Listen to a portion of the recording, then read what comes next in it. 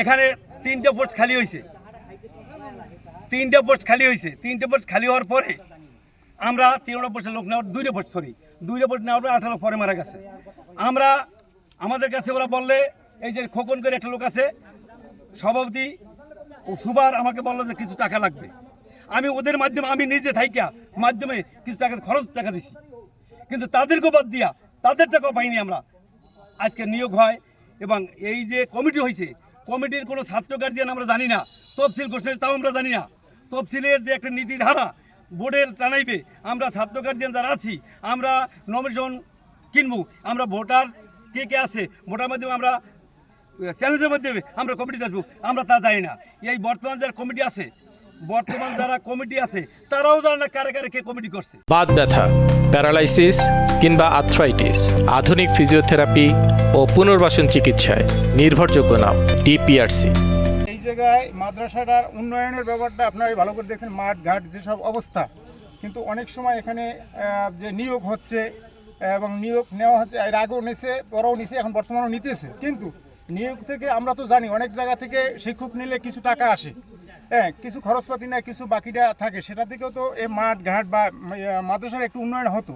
এলাকার আমরা সকলে চাই যে মাদ্রাসার টিকুক এবং উন্নয়ন হোক, কিন্তু তার উদ্দেশ্য এইটা, আমি মনে করি যে তার উদ্দেশ্য এটা, সে বালিয়াতলি তার নিজস্ব এলাকায় একটা মাদ্রাসা করছিল অনেক আগে, এটা নেওয়ার জন্য চেষ্টা করি, এবং সেই চেষ্টার কারণে এই মাদ্রাসা কোনো উন্নয়নের কাজে সে কোথাও কোনো কাজ করতেছে না। এবং দুইটা বিল্ডিং এখানে অর্ডার হয়েছিল, দুইটা বিল্ডিং, একটা আপনারা দেখেন দুইটা পিলার আছে, এই কাজের তদারকি না করার কারণে সেটাও গেছে, এবং সে তদারকিটা তো প্রতিষ্ঠানের প্রধানই করার কথা, এবং সে সেখানে গাফিলাতি করার কারণে এই আমাদের দুইটা বিল্ডিং, যেটা ভবন, দুটো ভবন আবার চলিয়ে গেছে এখান থেকে। কেটা নাম কি? এই হলো আমাদের সুপার হলে এবং বলতেছি, এবং আমাদের এখানে কমিটি স্থানীয় কোনো লোকজন নিয়ে কমিটি করা হয় না, এখানে স্থানীয় লোকজন নিয়ে কমিটি করা অনেক দূরে লোকের, যার কারণে এলাকার মানুষের এখানে তো নজর থাকে। এবং সভাপতি যা করা হয়েছে বছরে সে একবার আসে কিনা আমার জানা নাই, আমাদের সাথে দেখা হয় না, আমরা অভিভাবক থাকাকালীন অবস্থায়। এখানে শুনছি আমরা এরা সবসময় যারা কমিটি প্লাস শিক্ষক এলাকার লোকজন সবসময় অ্যাভয়েড করে রাখে, এক সাইড করে রাখে, যা রাখুক সেটা তাদের ব্যাপার, তাদের পলিসি। কিন্তু যখন নিয়োগ হবে আমি ব্যক্তিগতভাবে আমার ছেলেকে দেওয়ার জন্য বলছি, এবং সে বলছে ঠিক আছে নিমু।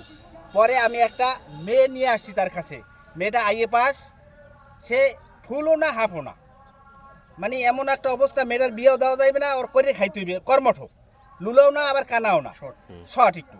এই জন্য আমি তারে 3.5 লক্ষ টাকা বলছি যে একজন দিমু, সে এই মেয়েটা নেয় নাই।